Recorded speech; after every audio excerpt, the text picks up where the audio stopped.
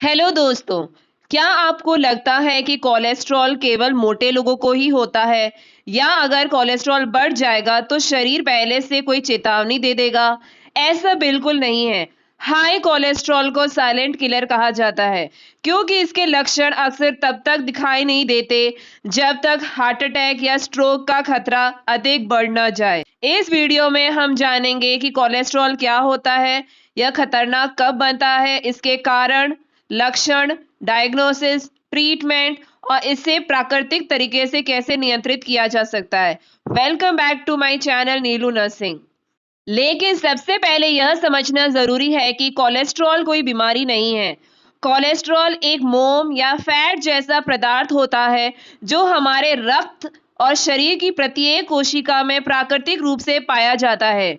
हमारे शरीर का लगभग 70 से 80% कोलेस्ट्रॉल लीवर स्वयं बनाता है, जबकि बाकी कोलेस्ट्रॉल हमें भोजन से प्राप्त होता है। शरीर को कोलेस्ट्रॉल की आवश्यकता होती है कोशिकाओं की बाहरी परत या सेल मेम्ब्रेन बनाने के लिए, विटामिन डी बनाने के लिए, हार्मोन्स जैसे कि एस्ट्रोजन और टेस्टोस्टेरोन बनाने के लिए, पाचन में सहायता करने वाले बाइल एसिड्स बनाने के लिए। समस्या तब होती है जब रक्त में कोलेस्ट्रॉल, स्पेशली एलडीएल, सामान्य स्तर से अधिक हो जाता है। हाई कोलेस्ट्रॉल के आम तौर पर कोई सिम्टम्स नहीं होते, लेकिन यह आर्टरीज को डैमेज कर सकता है और सीरियस हेल्थ प्रॉब्लम्स का रिस्क भी बढ़ा सकता है। कोलेस्ट्रॉल हमारे बॉडी के ब्लड में ट्रैवल करता है छोटे स्मॉल टाइनी पार्टिकल्स के रूप में, जिसे लिपोप्रोटीन्स कहते हैं। कोलेस्ट्रॉल के 3 टाइप्स है।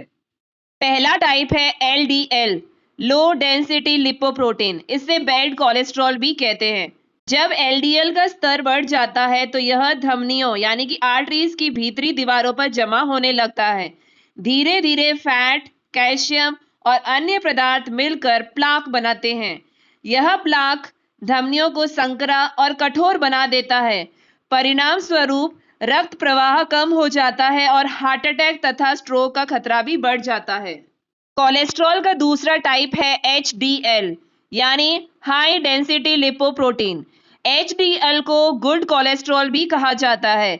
यह रक्त में मौजूद अतिरिक्त कोलेस्ट्रॉल को इकट्ठा करके लीवर तक पहुंचाता है। इसके बाद लीवर उसे शरीर से बाहर निकालने में सहायता करता है। इसलिए एचडीएल का स्तर जितना अच्छा होगा, हार्ट डिसीज का खतरा उतना ही कम होगा। और इसका तीसरा टाइप है ट्राइग्लिसराइड्स। ट्राइग्लिसराइड्स भी रक्त में पाया जाने वाला एक प्रकार का फैट है। जब हम आवश्यकता से अधिक कैलोरी, चीनी या अल्कोहल का सेवन करते हैं तो शरीर उन्हें ट्राइग्लिसराइड्स के रूप में जमा कर लेता है। यदि ट्राइग्लिसराइड्स और एलडीएल दोनों अधिक हो तो हार्ट डिसीज का खतरा और भी बढ़ जाता है। इसके आप आइडियल लेवल्स देख सकते हैं।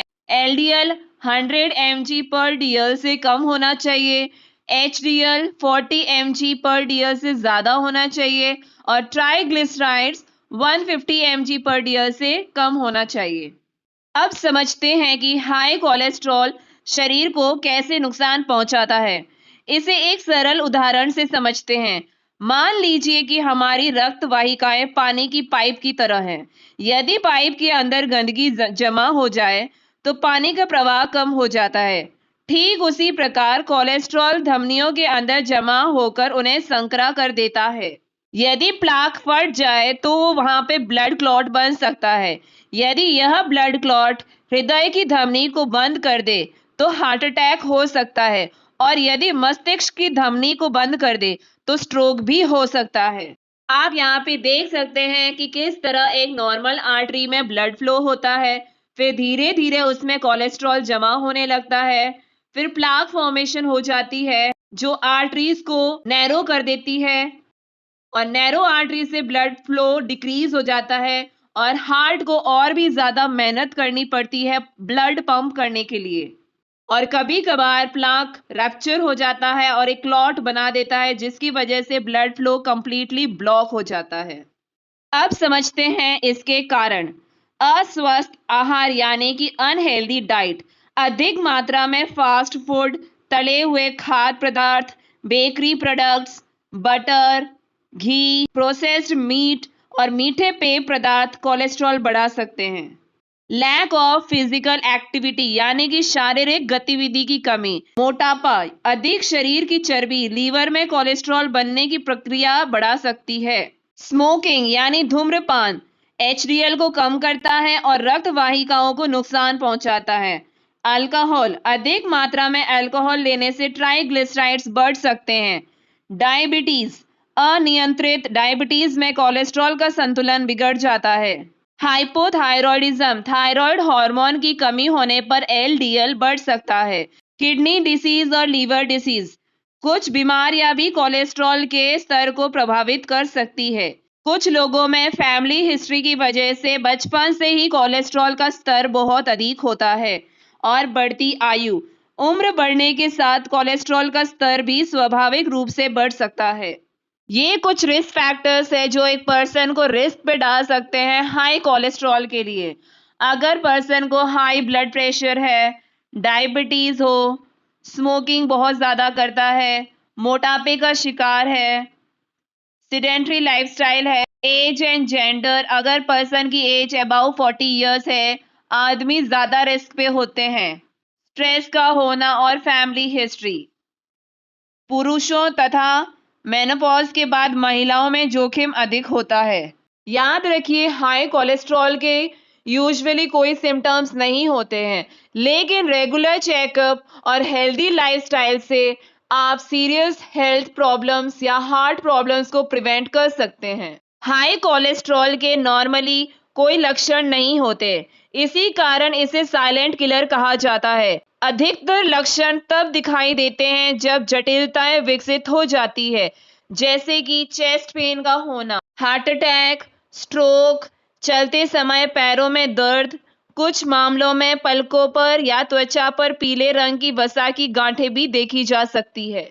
कुछ और भी सिम्टम्स है जैसे कि सांस का फूलना, चक्कर आना, कमजोरी महसूस करना, ब्लड विजन या थकान का होना। अगर समय पर उपचार न किया जाए तो काफ़ी सारी कॉम्प्लिकेशंस हो सकती है और ये आपकी बॉडी की आर्टरीज को भी डैमेज कर सकता है, जिसमें सबसे पहली कॉम्प्लिकेशन है heart attack, stroke, coronary artery disease, peripheral artery disease, carotid artery disease, kidney damage, aortic aneurysm और पुअर सर्कुलेशन इन ऑर्गन्स। अब बात करते हैं इसके डायग्नोसिस की। हाई कोलेस्ट्रॉल की जांच के लिए लिपिड प्रोफाइल टेस्ट किया जाता है। इसमें निम्नलिखित जांचें होती है, जैसे total cholesterol, LDL, HDL, triglycerides, आवश्यकता होने पर नॉन एचडीएल कोलेस्ट्रॉल।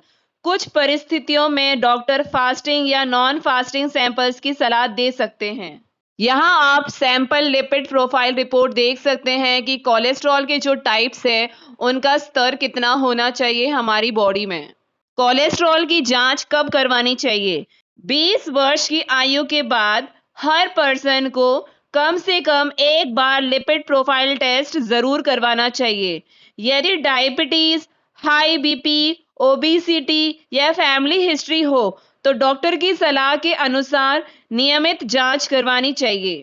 अगर इसके ट्रीटमेंट की बात करें तो हाई कोलेस्ट्रॉल को कंट्रोल और मैनेज किया जा सकता है लाइफस्टाइल चेंजेस से, और ज़रूरत हो तो मेडिकेशंस भी लेनी पड़ती है। लाइफस्टाइल चेंजेस में आपका जो सबसे इम्पोर्टेंट स्टेप होगा वो होगा आपकी हेल्दी डाइट। आप अपने भोजन में शामिल करें oats, fruits, vegetables, whole grains, दाल, बीन्स, सीमित मात्रा में नट्स, सीड्स और सीमित मात्रा में ऑलिव ऑयल या मस्टर्ड ऑयल। मस्टर्ड ऑयल सबसे अच्छा तेल माना जाता है। जंक फूड को कंप्लीटली अवॉइड ही करें, जैसे कि फ्राइड फूड्स, बेकरी के products, processed food, sugary drinks और बहुत ज़्यादा मिठाइयों का सेवन करना। एक्सरसाइज, सप्ताह में कम से कम 150 मिनट मध्यम तीव्रता वाला व्यायाम करें, जैसे brisk walking, cycling, swimming, jogging. इसके साथ सप्ताह में कम से कम 2 दिन स्ट्रेंथ ट्रेनिंग भी करें। वेट लॉस, यदि आपका वजन अधिक है तो केवल 5 to 10% वेट लॉस भी कोलेस्ट्रॉल और हार्ट डिसीज के जोखिम को कम कर सकता है। क्विट स्मोकिंग, धूम्रपान छोड़ने से एचडीएल में सुधार होता है तथा हार्ट डिसीज का खतरा भी कम होता है। अल्कोहल का सेवन ना करें, स्ट्रेस को मैनेज करें, 7 से 8 घंटे की अच्छी नींद ले और अपनी अदर हेल्थ कंडीशंस को भी कंट्रोल करें। यदि अगर लाइफस्टाइल चेंजेस से कोलेस्ट्रॉल नियंत्रित न हो या हार्ट डिसीज का जोखिम अधिक हो तो डॉक्टर दवाइयां भी लिख सकते हैं। ये कुछ मेडिसिन डॉक्टर प्रिस्क्राइब कर सकते हैं जैसे कि स्टैटिन्स जो एलडीएल को कम करता है, इज़ेटिमाइब ये फूड में से कोलेस्ट्रॉल का एब्जॉर्प्शन कम करता है, फाइब्रेट्स ये मेनली हाई ट्राइग्लिसराइड्स का लेवल को कम करने के लिए यूज किए जाते हैं और एचडीएल को बढ़ाने के लिए। And last one is PCSK9 inhibitors, ये हाई रिस्क पेशेंट्स में यूज किए जाते हैं। डॉक्टर की सलाह के बिना कभी भी दवा शुरू या बंद ना करें। रेगुलर मॉनिटरिंग करवाते रहे, अपनी लिपिड प्रोफाइल चेक करवाते रहे रेगुलरली, ट्रीटमेंट को कंसिस्टेंटली फॉलो करें एंड रेगुलर फॉलो अप करते रहें। Prevention is always better than cure. एक हार्ट हेल्दी लाइफस्टाइल को आप अगर अडॉप्ट करते हैं तो आप अपने कोलेस्ट्रॉल लेवल्स को काफ़ी हद तक कंट्रोल कर सकते हैं और अपने हार्ट को स्ट्रॉन्ग बना सकते हैं।